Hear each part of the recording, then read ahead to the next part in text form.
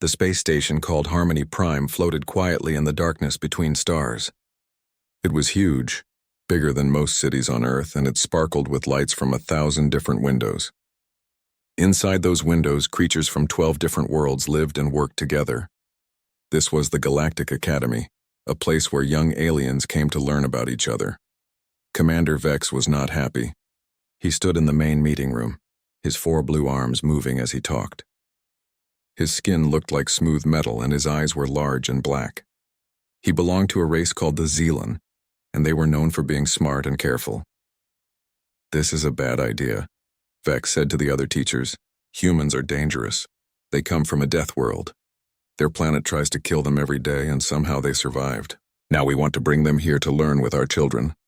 Dr. Kira sat across from him. She looked like a tall, thin person, but her skin was silver and she had no hair. Her people were called Etherians, and they could feel what others were thinking and feeling. Right now, she could feel Vex's worry, but she could also feel something else. She was excited. "That is exactly why we need them here," Dr. Kira said.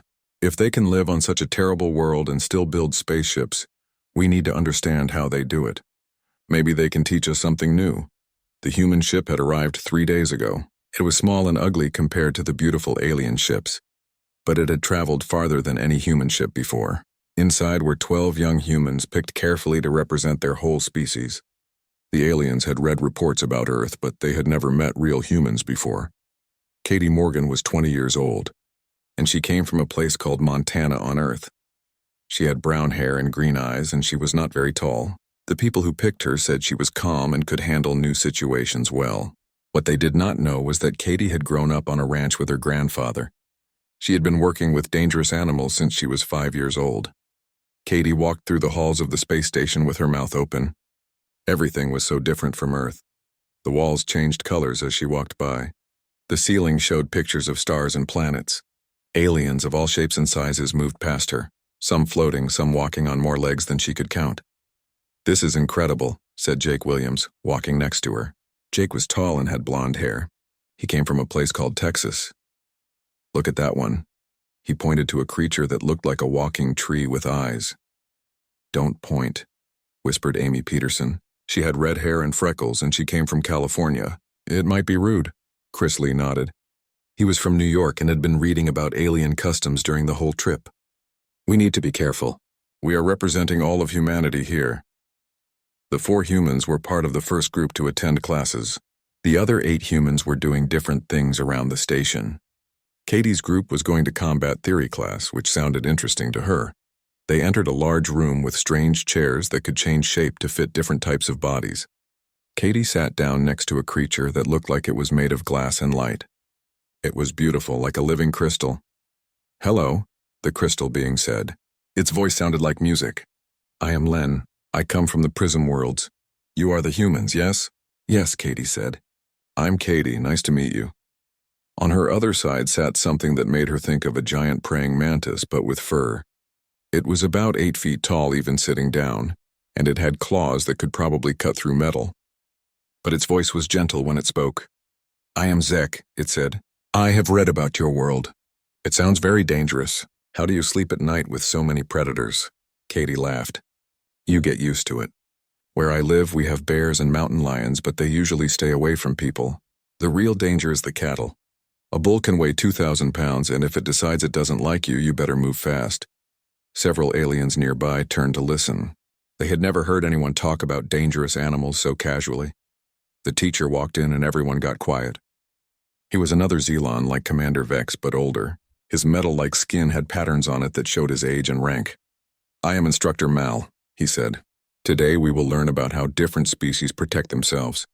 This is important because understanding defense helps us understand each other."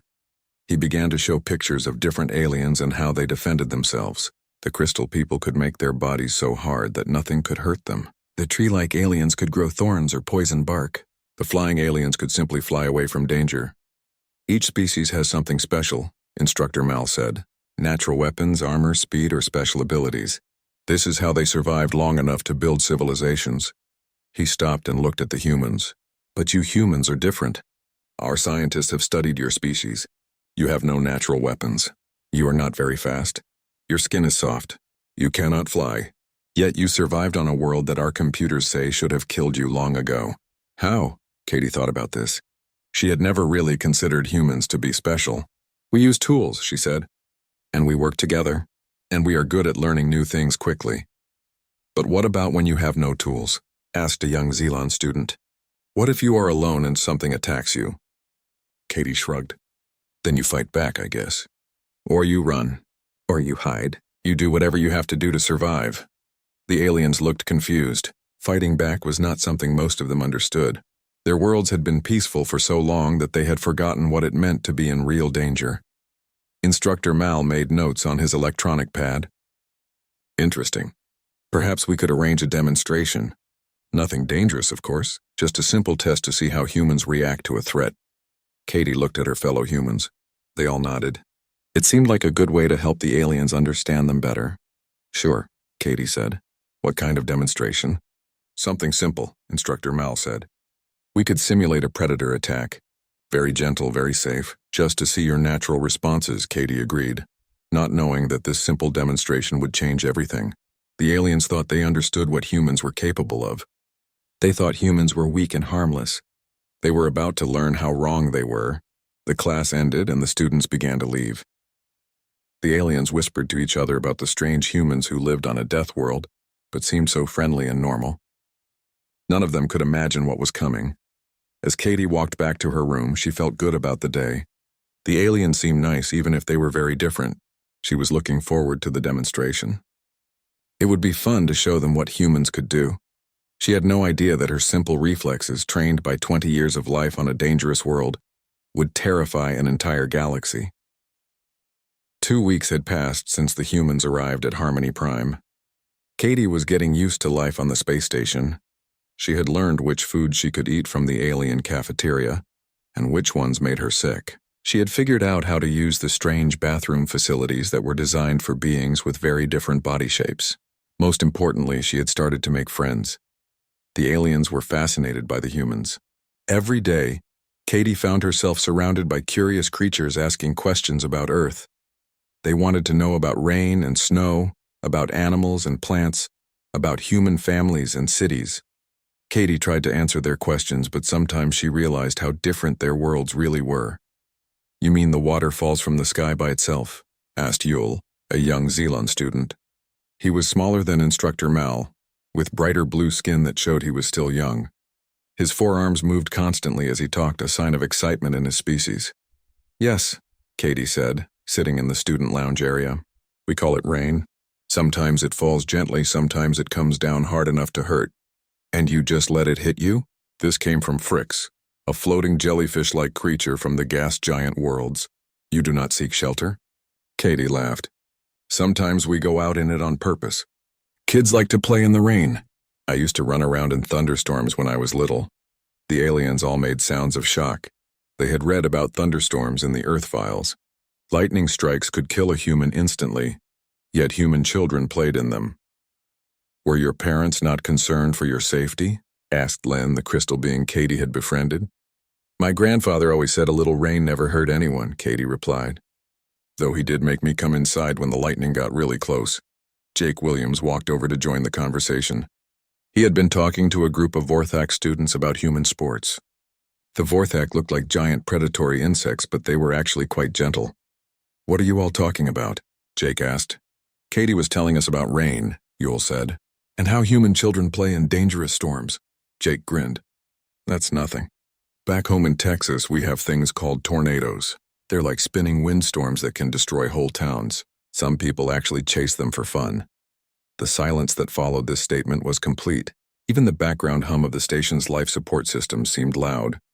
For fun? Whispered Frix. Humans chase deadly storms for entertainment? Well, scientists do it to study them, Jake explained. But yeah, some people do it just because it's exciting. Amy Peterson joined the group, carrying a drink that looked like liquid light. She had been in the library reading about galactic history. What's everyone looking so shocked about? She asked. Jake was telling them about storm chasing, Katie said. Amy nodded. Oh, that's cool. My cousin does that. She's got some amazing videos of lightning strikes. Your family member voluntarily approaches electrical atmospheric discharge? Len's crystal body was flickering with what Katie had learned was confusion. This seems like deliberately seeking death. Not really, Amy said. You just have to be smart about it. Use the right equipment, keep a safe distance, know when to run. Chris Lee appeared with a plate of food that smelled like flowers but tasted like chicken. He had been learning about alien biology. What did I miss? He asked. We were explaining human recreational activities to our friends, Jake said with a grin. Oh, you mean like extreme sports? Chris sat down. Rock climbing, bungee jumping, skydiving, that kind of thing? The aliens looked at each other with expressions that ranged from confusion to horror. Bungee jumping? Asked Yule.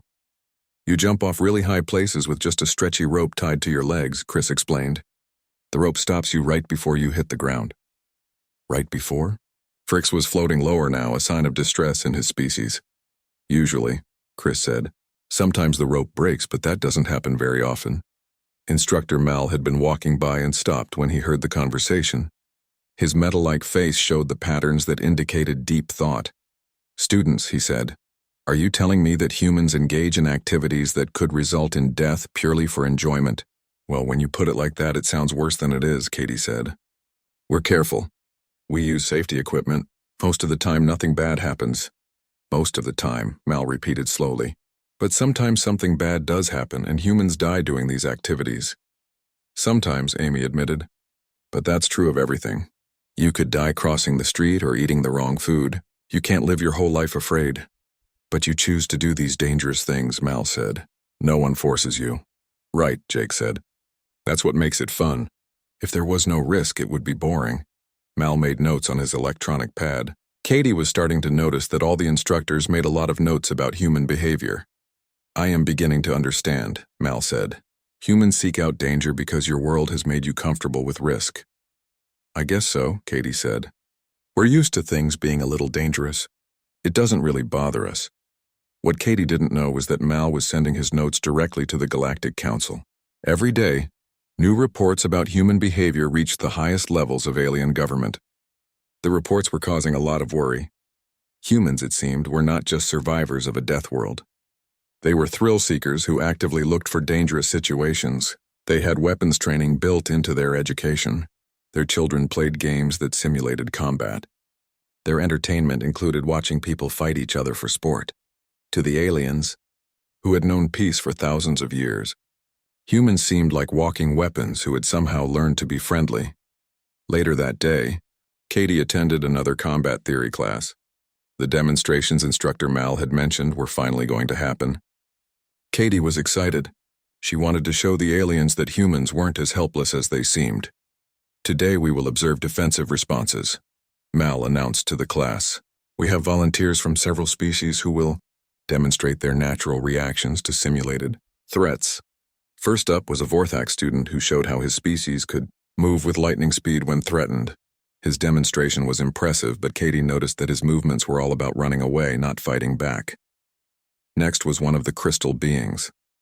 When threatened, she made her body so hard that the testing equipment couldn't even scratch her. Again, it was pure defense now, Mal said. We come to our human volunteer. Student Katie has agreed to show us how her species responds to danger. Katie stood up and walked to the center of the room. She felt relaxed and confident. How hard could this be? The test is simple, Mal explained. Student Yule will simulate a predator grab. This is a standard test we use across the galaxy. He will grasp your arm gently and you will show us your natural response. Katie nodded. She looked at Yule, who was approaching slowly. He seemed nervous, which was strange for such a simple test. Remember, Mal said to Yule, minimal pressure. We are only observing, not actually threatening. Yule nodded and reached out with one of his forearms toward Katie's arm. Katie waited, feeling calm. She had no idea that her life on a ranch, dealing with animals that could kill her without thinking about it, had given her reflexes that would shock the entire galaxy. She had no idea that in a few seconds, everything would change. The moment Yule's clawed hand touched her arm, 20 years of survival instincts would explode into action. The gentle human girl from Montana was about to show these peaceful aliens what a predator really looked like. But Katie didn't know any of that yet. She just stood there, waiting for the test to begin, completely unaware that she was about to become the most feared human in galactic history. The training room was larger than a football field, with a high ceiling that disappeared into shadows. The walls were made of some kind of smart material that could change to show different environments. Today they showed a peaceful forest scene that was supposed to make everyone feel calm. Gravity could be adjusted for different species, and the air could be changed to help anyone breathe comfortably. Katie stood in the center of the room on a soft mat that was designed to prevent injuries during training. Around her, students from 8 different worlds formed a circle to watch the demonstration. Some stood on legs, others floated in the air, and a few sat on the floor in ways that would have been impossible for humans. Instructor Mal stood nearby with his electronic pad, ready to record everything. He had explained that this was an important scientific observation. The data would be sent to universities across the galaxy to help them understand human behavior. "This is perfectly safe," Mal had assured everyone. "We have conducted this test thousands of times with hundreds of species. No one has ever been injured during a defensive response demonstration." Katie felt relaxed and curious. She had agreed to this partly because she wanted to help the aliens understand humans better, and partly because she was interested to see what her own reactions would be. She had never really thought about how she responded to threats. It was just something that happened automatically. Yul stood about 10 feet away, looking nervous. His forearms were held close to his body, and his blue metallic skin showed the patterns that meant he was worried. He was younger than Katie, maybe 18 years old in human terms, and he had volunteered for this demonstration because he wanted to impress his classmates. "Remember the protocols," Mal said to Yul. "Approach slowly. Make contact gently. Maintain minimal pressure. The goal is to trigger a defensive response without causing any actual threat." Yul nodded. "I understand, instructor." Katie watched him approach. She could see that he was trying to be very careful and non-threatening. His movements were slow and obvious. In her mind, she compared this to the animals she had dealt with on the ranch. A bull that wanted to hurt you didn't move like this. A bull came fast and angry and without warning. "Begin when you are ready," Mal announced. The room became very quiet. Katie could hear the soft humming of the station's air recycling systems and the quiet breathing of the various alien students. Some of them were recording the demonstration with their own devices. Yul took a step forward, then another. His movements were careful and measured. He was following the exact protocol that had been used safely for generations. Reach out slowly. Make gentle contact. Maintain light pressure until the subject shows their defensive response. It was considered foolproof. Katie stood still and waited. She felt no fear or anxiety. This was nothing like the sudden charge of an angry cow or the quick strike of a rattlesnake she had surprised while working in the barn. This was slow and predictable and completely safe. Yul extended one of his forearms toward Katie's right arm. His clawed hand moved slowly through the air. Katie could see exactly where he was going to grab her and when. She could have moved away easily if she wanted to, but that wasn't the point of the demonstration. "Contact in 3 seconds, Mal announced, as was standard protocol. Katie felt completely calm. She was thinking about how different this was from real danger. When she was 12, a bull had charged her without warning while she was fixing a fence. She had moved without thinking, rolling under the fence rails just as 2,000 pounds of angry beef crashed into the spot where she had been standing. That was real danger. This was just a gentle simulation. Yul's clawed hand touched Katie's forearm with the lightest possible pressure. It was barely more than a soft tap. What happened next occurred so fast that most of the aliens couldn't even see it. Every survival instinct that Katie had developed during 20 years on a Deathworld exploded into action at once. Her body moved with a speed and precision that would have impressed a professional fighter. But Katie wasn't thinking about fighting. She wasn't thinking at all. Her reflexes had taken over completely. Her left hand shot up and grabbed Yul's wrist with a grip that could crack bone. At the same time, her body pivoted with perfect balance using Yul's own forward momentum against him. Her right leg swept behind his primary support leg while her shoulder drove into his midsection. Yul, who weighed nearly 300 pounds and stood 8 feet tall, found himself flying through the air. He had no idea what had happened. One moment he was gently touching the small human's arm, and the next moment he was airborne. He crashed onto the training mat with enough force to crack the reinforced surface. The sound echoed through the large room like a gunshot. Katie maintained her grip on his wrist, applying pressure to a nerve cluster that she had found purely by instinct. 3 of Yul's forearms were free, but he couldn't move them. Katie's position had pinned him perfectly, and the nerve pressure had paralyzed his fourth arm completely. He could have fought back if this had been a real attack, but his mind was too shocked to process what had happened. The entire sequence had taken less than 2 seconds. Katie stood over the fallen alien, her body still in a combat stance that she had never been taught. Her breathing was steady, her eyes were alert, and her muscles were ready for whatever came next. She looked exactly like what she was at that moment, a perfectly designed predator who had just neutralized a threat. The training room was absolutely silent. Then Katie's conscious mind caught up with what her reflexes had done, and her expression changed completely. "Oh no," she said, immediately releasing Yule's wrist and stepping back. "I'm so sorry." "Are you hurt?" "I didn't mean to do that so hard." She knelt down next to Yule, her face full of concern. "Are you okay? Can you move? Did I break anything?" Yule was staring up at her with all 4 of his large black eyes.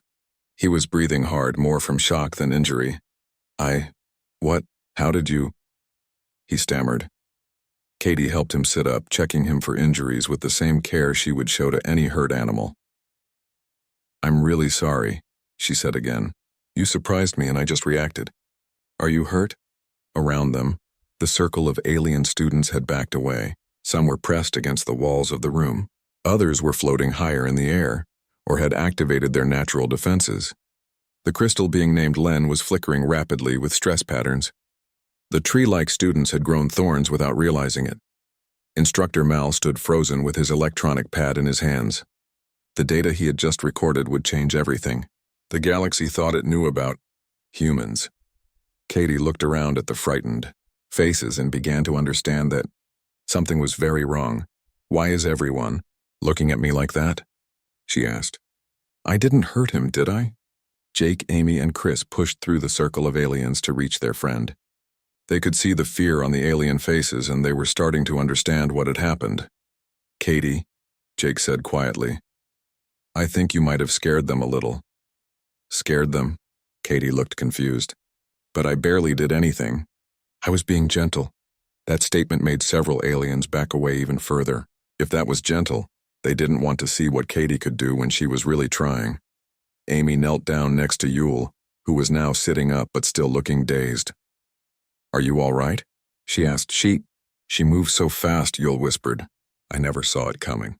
"How is that possible?" Chris looked around at the frightened aliens and began to realize the scope of the problem.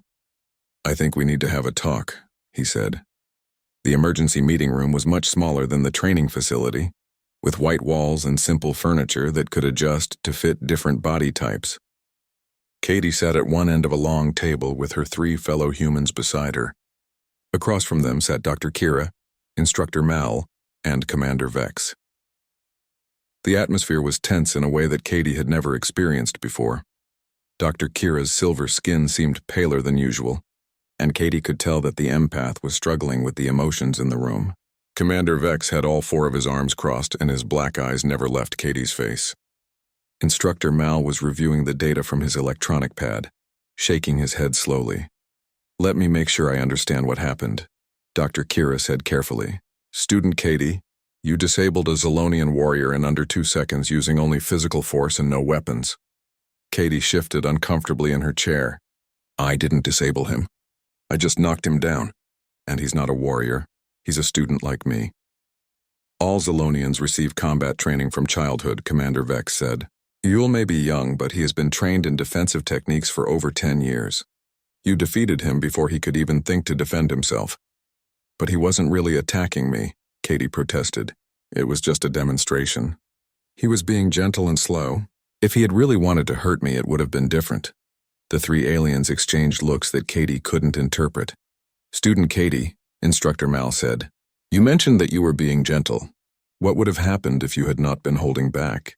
Katie thought about this. "Well, I could have hit him instead of just throwing him, or I could have put pressure on his neck instead of his wrist. But why would I do that? He wasn't really trying to hurt me." The silence that followed was heavy and uncomfortable. Jake Williams leaned forward. "I think there's been a misunderstanding here.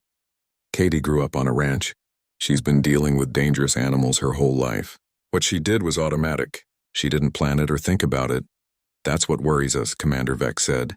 She has reflexes that allow her to defeat trained fighters without conscious thought. This suggests that all humans possess similar capabilities. Amy Peterson shook her head. Katie's not even that tough compared to some people. You should see what my brother can do. He was in the military. The word military made all three aliens tense up visibly. Your species maintains organized fighting forces? Dr. Kira asked.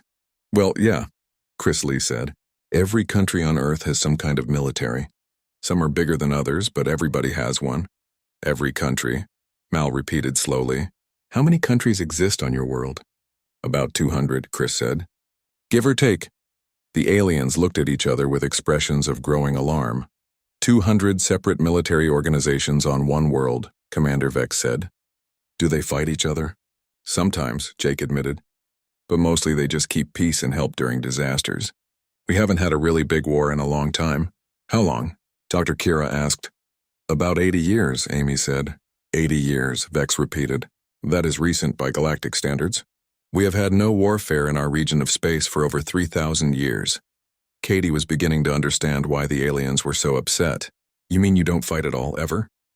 Physical violence is almost unknown among civilized species, Dr. Kira explained. When conflicts arise, we use diplomacy, trade negotiations, or arbitration. The concept of settling disputes through combat ended long ago for most of us. But what about criminals? Chris asked. What do you do with people who break the law? Our police forces use nonviolent methods, Mal said. Stun weapons, containment fields, that sort of thing. The idea of hand-to-hand combat is disturbing to most galactic citizens. Katie felt a growing sense of horror.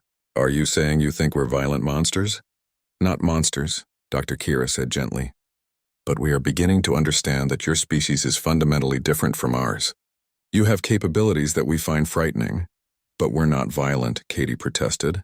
We came here to learn and make friends. We want peace. Yet you carry the capacity for violence with you wherever you go, Commander Vex pointed out. Even now, sitting in this room, you could probably kill any of us before we could react. Katie stared at him in shock. I would never do that. Just because I can do something doesn't mean I will.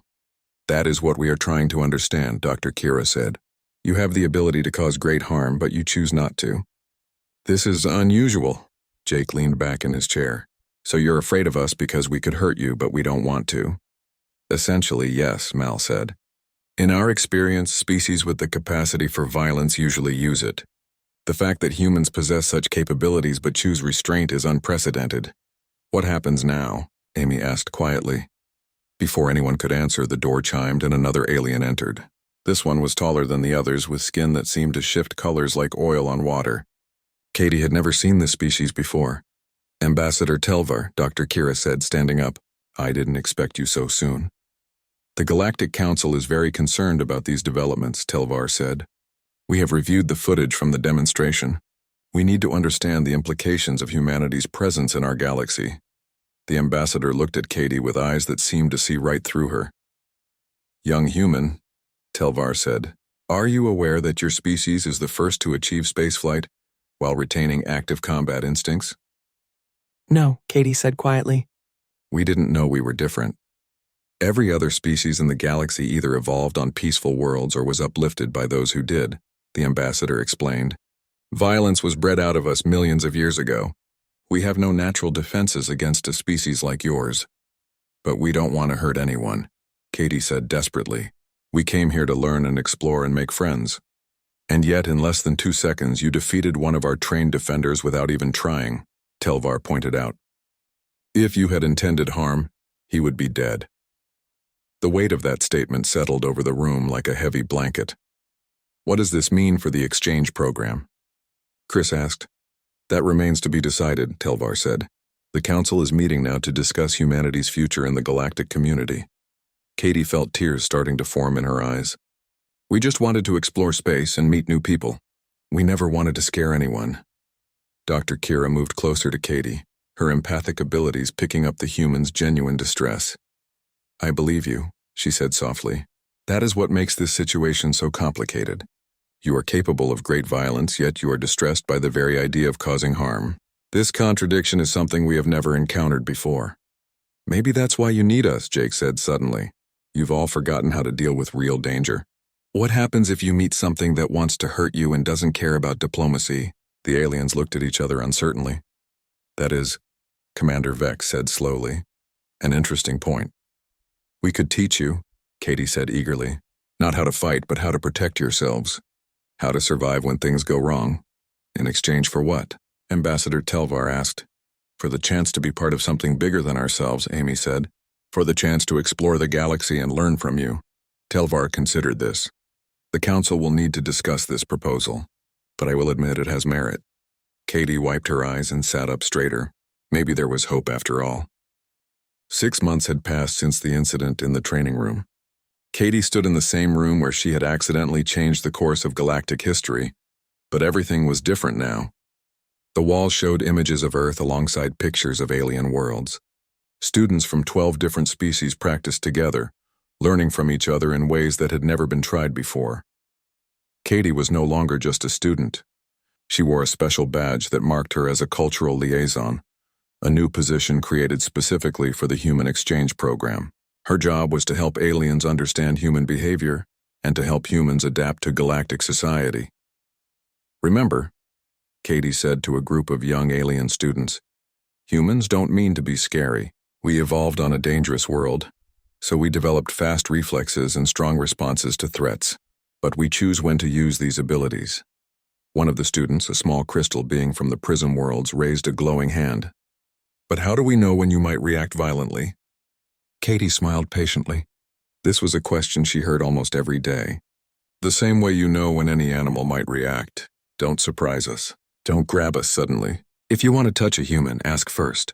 We're really not that different from the animals on your own worlds. A young Zelonian student spoke up. This was Yule, who had become one of Katie's closest alien friends after their dramatic first meeting. I can confirm that humans are very gentle when they know you are not a threat. Katie has been teaching me Earth-style martial arts, and she is always careful not to hurt me. This statement would have shocked the aliens 6 months ago. Now it was just part of the new normal.